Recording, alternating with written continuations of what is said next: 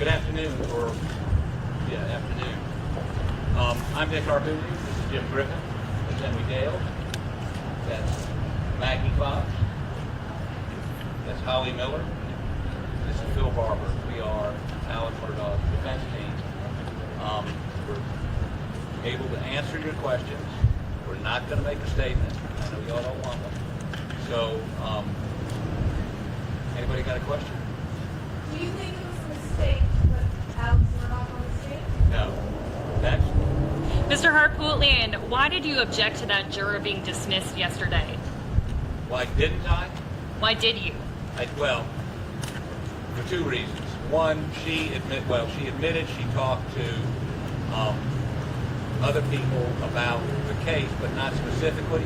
But technically, I think the judge had leeway to excuse her, but she clearly, after we interviewed her back in chambers, in my mind, had not made up her mind.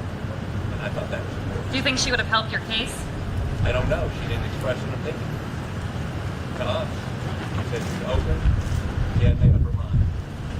Mr. Harpootlian, the defense has made a great deal of points about SLED and their handling of the investigation. What's your position in the Senate? Do you feel there's an opportunity to address that from a legislative standpoint? I think there are significant issues, but I won't be addressing that in the Senate unless it comes up in a bill. I'm not going to mix this role with my role as a senator. I will not do that. Why do you think that the prosecutor didn't use that on the interview? And what do you mean by the judge's comments after hearing that he agreed with the jury? What was the question again? I'm sorry. What do you mean? Well, you know, I'm somebody that's prosecuted and defended a bunch of death penalty cases. And clearly, if you never do it in a circumstantial case, because you're not, 99 times out of 100, the jury's not going to sentence somebody to death. I saw him do it, he confessed, or, great forensic evidence at the minimum. They had none of that here. Secondly, in a death penalty case, it gives us the ability to individually voir dire jurors, which would have been very helpful here. And the prosecution obviously didn't want that. So I don't disagree with, if I'd been prosecuting this case, probably would have brought it, but based on, what we heard was presented to the Colleton County Grand Jury by Detective Owen and Jim Cross. Blood spatter that didn't exist, testimony about guns that was wrong. We can go through the litany, but going back to this question, I think SLED needs to do some self-examination on the forensic process. They did not. One of the things we complained about was that Maggie's phone would have had all her GPS data on it. They processed it within 5 days, and because they didn't, GPS data was overwritten. It was just one, which would have been helpful to Alex. Fingerprints, footprints, and all kinds of forensic things that weren't done. So, what was the second question about the judge?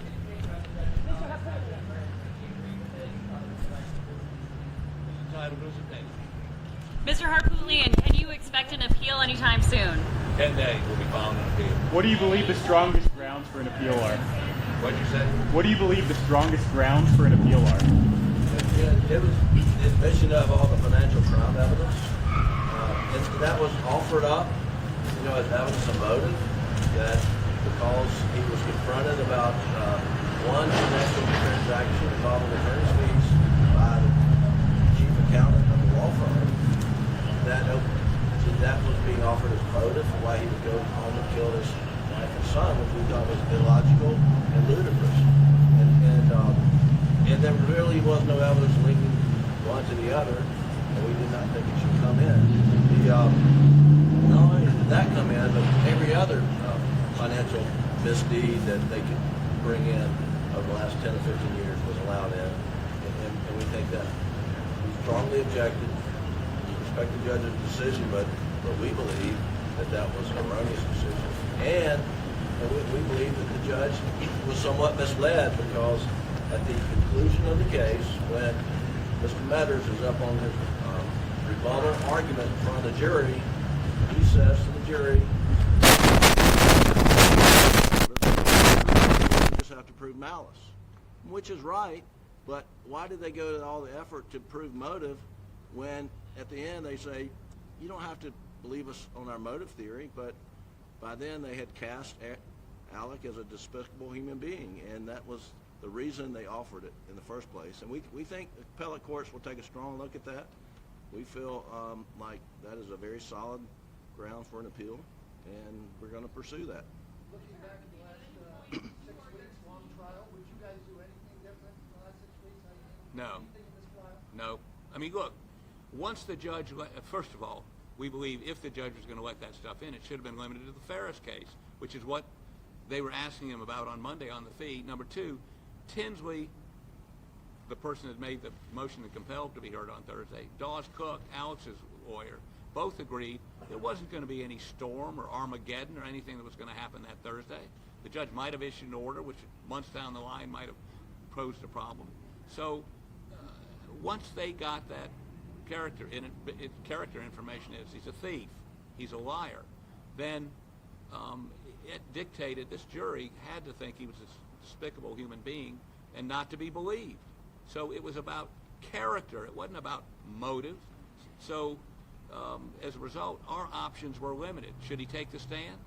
Well, you know, we debated that. He always wanted to take the stand, but once that information was in, I mean, if he had to take the stand to explain the kennel video, the lie, if you will.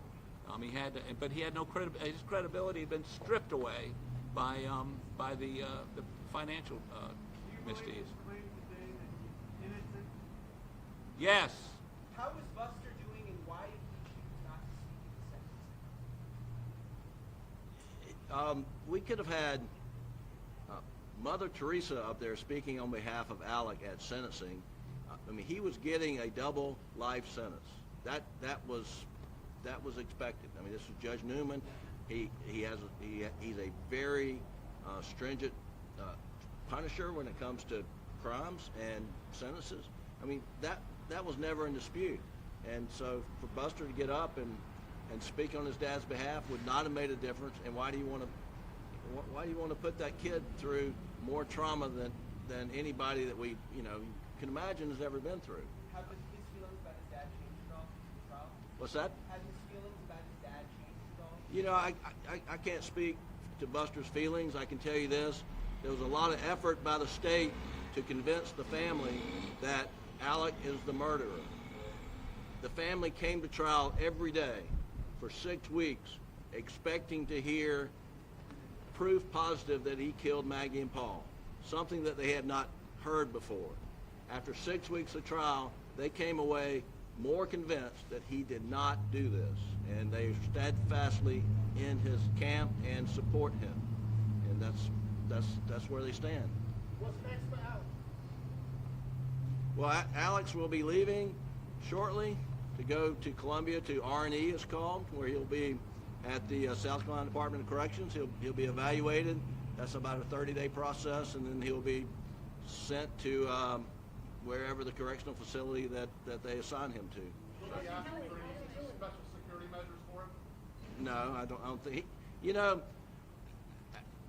Alec was not optimistic that with all of the scrutiny and press and all of his bad acts being out in the public, in the world, media domain, that he could get, a jury to put out all the noise and just focus on the murder. And so coming in, he was somewhat pessimistic. He became optimistic as we got through the process. But I got to tell you, and all you reporters, you know the whole story, I'm sure. And if you're sitting on that jury, they heard everything that would be in an HBO documentary, a Netflix documentary about the Murdaugh family dynasty downfall, except the Stephen Smith matter. I mean, so we were hoping to get a jury to put all, that could ignore the noise, focus on the murder, and we ended up trying a case that they could have watched on Netflix. Does your legal team have any regrets about, do you feel like you're outmatched in closing arguments? Oh, absolutely not. I mean, not outmatched. I mean, look, they won this case the day the judge bought into letting them put every piece of, stealing from kids who lost their mother, from somebody with pancreatic cancer, somebody that's a paraplegic. I mean, all of that 2.5 weeks, by the time they got done with it, it didn't matter about final argument. It didn't matter about what we put up. They would never, ever, ever acquit him after that. Last question, guys. Can you just Last question. what your grounds for appeal will be? You said it should be 10 days. Can you lay out your key arguments in that? We'll file something, not in 10 days, but we'll file a notice of intention to appeal. Then we've got 30 days, I think, to file a brief. Yeah, so you file the notice within 10 days. You got to get a transcript. Oh, that'll take a while. I That'll forgot. take months before they type up everything, and then we start briefing. Are you all going to handle the appeal Yes. and argue it at the Court of Appeals and the Supreme Court? And the U.S. Supreme Court. And the U.S. if Supreme Court if necessary. That's correct. What's the federal issue? Doyle. Oh, there's a huge federal issue. That's why I got so animated, and the judge told me to sit down. Part of the trial is the state eliciting or asking questions of Alec about why he did not come forward and tell law enforcement where he was at the time of the kennel video. And that was after he was arrested, and there's U.S. Supreme Court cases are clear that post-arrest silence cannot be used against you. And that is a classic violation of the Fifth Amendment. And we feel strongly that if we lose at the state courts, we'll have success at the federal Can you courts. tell us about the plea negotiations before trial? No. There were no plea negotiations. There weren't any. They never offered him anything. If Alec if you think Alec is innocent, what effort are you making to find the real killer, or what effort is he making? Not our job to find the real killer. If they had taken fingerprints, if they'd gotten footprints, if they hadn't destroyed, if they preserved Maggie's phone with her GPS, if they had not, they misrepresented to the grand jury that they had a shirt with his blood on it. If Owen had opened his email, he says he didn't get, would have told him a year before there was no human blood on that T-shirt. It was a comedy of errors in terms of forensics on this. So, do I have faith that they would find the real killer? No. Is Alec concerned for Buster's safety? Is Alec We don't know. What? Last question. Last question. Defendant on this stand, Alex Murdaugh. Say that one more time. Did you support putting Alex Murdaugh on the stand? There was no choice. Why? Because he'd been made out to be a monster who stole from children and crippled people, and is crippled that's not a politically correct word. I'm sorry, I'm an old guy. Crippled people who had just done horrible, despicable things, and he had to try to push back on that. And if he'd went that way without taking the stand, he was toast. Taking the stand, could he pull it off? Apparently didn't. In hindsight, do you regret not asking for a change in venue in this case? Not really, because we checked. We did focus groups in this case in a county way far away from here. 8 of the 10 people on the 2 focus groups knew all about this case. There was nowhere you could go that you could find. We believe you could find a jury that didn't know, hadn't watched TV, hadn't read the stuff you write or the stuff the Twitter stuff. And by the way, one of the good pieces of information now that this trial is over, Griffin can start tweeting again. That's right.